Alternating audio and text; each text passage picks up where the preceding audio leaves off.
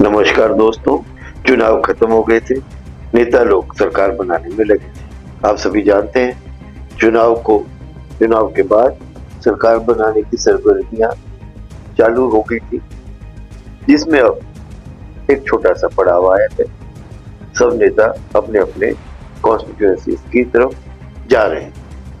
आज हमारे साथ हैं पालघर के आमदार राजेंद्र गावित जी। चुनाव के बाद आज पहली बार राजेंद्र गावित जी अपनी कॉन्स्टिट्यूएंसी में अपने वोटर्स के, अपने समर्थकों के, सपोर्टर्स के बीच हैं। देखिए किस प्रकार से सब लोग गर्मजोशी से अपने नेता का स्वागत कर रहे हैं, उनके साथ फोटो खिंचा रहे हैं, उनको बुके फूल अर्पित कर रहे हैं। बड़ा खुशनुमा माहौल है। लोग उन्हें बधाई देने के लिए बड़ी भारी मात्रा में एकत्रित हुए हैं और कुछ लोग देख सकते हैं आप, कुछ लोग अपनी शिकायतें, अपनी परेशानियां, अपनी दरखास्तें लेकर भी आए हैं। पालघर के आमदार बड़े भारी मत से विजयी हुए हैं। जनता का उन्हें भरपूर समर्थन मिला है और अब जीत के आने पर उन्हें प्यार भी मिल रहा है। हमारे बीच राजेंद्र गावित जी आज है और आज आपको वो बताएंगे उनकी आने वाले समय में क्या प्रायोरिटीज रहेंगी, किन विषयों पे वो खास ध्यान देंगे।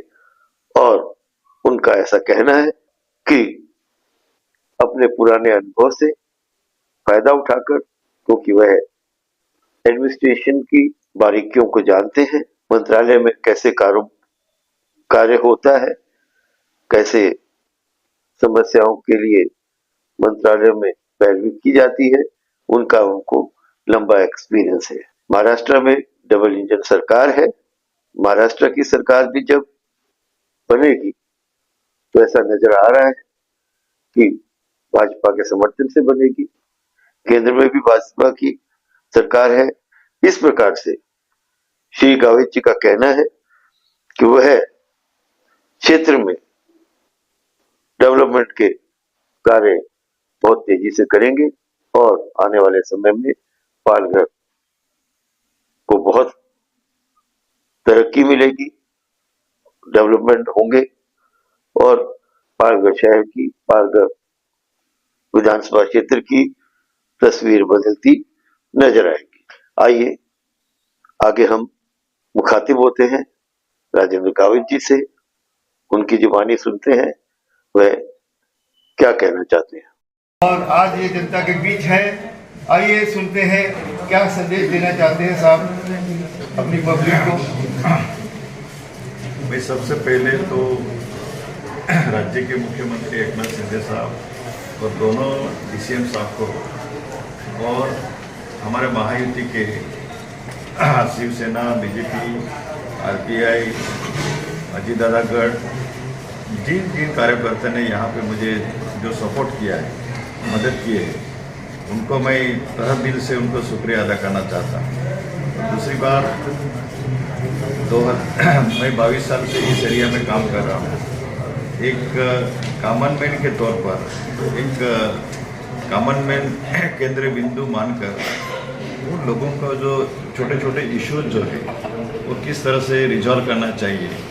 और अभी क्या है कि इतने सालों से मैं इस एरिया में काम कर रहा हूँ, तो मुझे पता है कि कौन सा एरिया में क्या क्या प्रॉब्लम है, किस तरह से उसको रिजॉल्व करना है। सबसे इम्पोर्टेंट क्या है कि पानी की जो किल्लत है, उस पानी के बारे में अभी मैं ये शपथ विधि होने के बाद एग्जीक्यूटिव और एसी को लेके वाड़ा पोखरण से लेके धाकटी डहानों तक जिस एरिया में पानी का सबसे ज़्यादा किल्लत है, उस इंजीनियर को साथ में लेके मैं वहाँ पे जाके वो पानी के बारे में जहाँ जहाँ किल्लत है, जहाँ जहाँ प्रॉब्लम्स है, जैसे कि अभी झांझरोड़ी पानी पुरोठा से लेके दातीवरी से लेके केलवा माहिम, ये सबसे बड़े गांव हैं, उन्हें भी वहाँ भी प्रॉब्लम का मतलब काफ़ी पानी का काफ़ी प्रॉब्लम्स है। सफाला का पानी पुरोठा योजना है, वो भी हमने कार्यान्वित की है।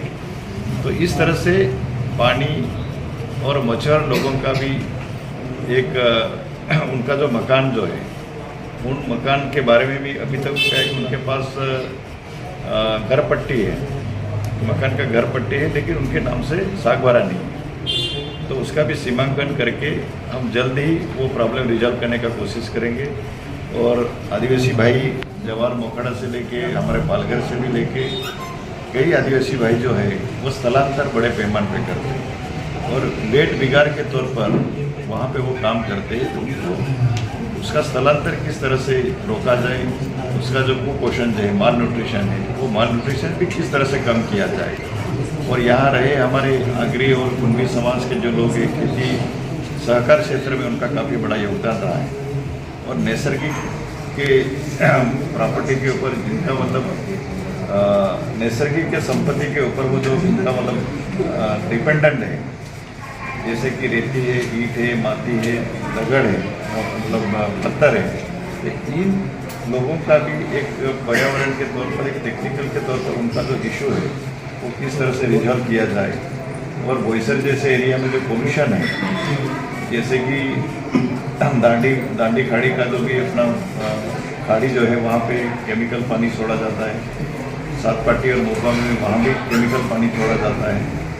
और माहिम में भी पानेरी नदी है, वो पानेरी नदी का भी काफ़ी केमिकल पानी है। तो मेरा पहला प्रायोरिटी रहेगा ये केमिकल जो है पानी ज़्यादा होने की वजह से वहाँ पे मच्छर लोगों को काफ़ी दिक्कत होती है, उनका मच्छर को उसके व्यवसाय के तौर पर उसका इफेक्ट होने लगा है। ये किस तरह से कम किया जाए, तो ऐसे। और सबसे इम्पोर्टेंट क्या है कि प्रशासन के तौर पर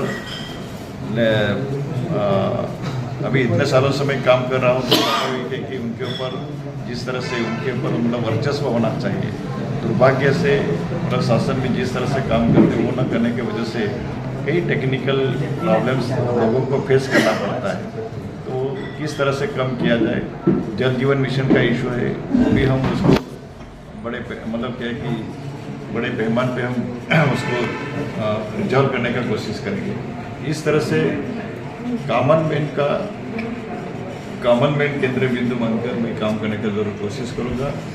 और 22 साल से यहाँ पे मैं काम कर रहा हूँ, इसलिए मेरा लोगों के साथ बहुत ही एक अपनेपन का जो रिलेशन होता है, एक स्नेह भाव, हम मराठी में क्या बोलते हैं कि स्नेह भाव के तौर पर हम लोगों के साथ एक रिलेशन है। और मुझे उम्मीद है वापस मैं सभी को, किसी को मैं नाराज नहीं। इतना बड़ा जन समर्थन मिलेगा ऐसी उम्मीद थी आपको सर?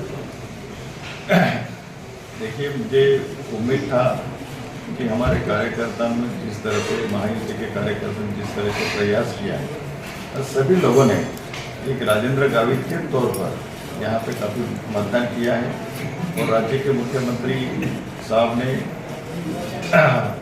मुख्यमंत्री लाड़की बहन, ये संकल्पना काफ़ी मतलब करीबन पूरा महाराष्ट्र में 8% वोटिंग हुआ है। अब 8% वोटिंग बोलेगा तो क्या कि उसमें कम से कम के 200-250 सीट, मतलब इतना मतलब कि 234 सीट आना, ये केवल मुख्यमंत्री लाड़की बहन और भी कई मतलब योजनाएं जो है कि राज्य के मुख्यमंत्री ने जिस तरह से काम किया है, गतिमान सरकार के तौर पर काम किया है, उसका ये नतीजा है। और हमें भी उसका बेनिफिट मिला है। गावित साहब का कहना है ये जनता का प्यार है, जिसके लिए मैं आभारी हूँ। मतलब लेडीज आई, उसका भी इलेक्ट्रिक कनेक्शन कट किया है, लेकिन तुरंत ही मैंने उनको, ज़्यादा नहीं लेकिन थोड़ा बहुत मतलब सहायता देने का कोशिश की। वो मेरी पहचान की नहीं, लेकिन मेरी मतदार है। इस तरह से कोई भी समाज का हो, कोई भी प्रांत का हो, किसी जात का हो, समाज का हो, वो एक भेदाभेद न करते हुए सभी को एक समान के तौर पर काम करने का मैं कोशिश करूँ। 22 साल से आपने समाज से, आप मंत्री रहे, मेंबर पार्लियामेंट रहे, अब आपके ऊपर जिम्मेदारी पालघर क्षेत्र की है और जबलगंज की सरकार है। और दोनों लोग हम कुछ बदलाव की उम्मीद करें आपसे, तो कुछ बड़ा होगा पालघर के लिए। देखो, पालघर जैसे भी हमने यहाँ डिस्ट्रिक्ट बना के महाराष्ट्र के जो अपना मैप है उसी में 36 नंबर का डिस्ट्रिक्ट बनाया है। ये बहुत बड़ा मतलब एक अचीवमेंट है। तो उसी के तौर पर उसका सेपरेट बजट जो है, उसका बजट जो अपना उसका सेपरेट जो है डीपीडीसी जो है, डिस्ट्रिक्ट प्लानिंग अपना कमीशन जो है, तो उस तरह से उसका जो एक सेपरेट बजट होने की वजह से धीरे धीरे ये पालघर जो है एक पूरा हिंदुस्तान के नक्शे पे हम लाने का कोशिश करेंगे और आने वाले 5 साल में पालघर डिस्ट्रिक्ट जो है एक अलग टाइप के आपको देखने को मिलेगा। धन्यवाद। Thanks for watching. Search India 24 news पर बने रहें। अगले सेगमेंट में हम आपको दिखाएंगे कुछ और महत्वपूर्ण खबरें।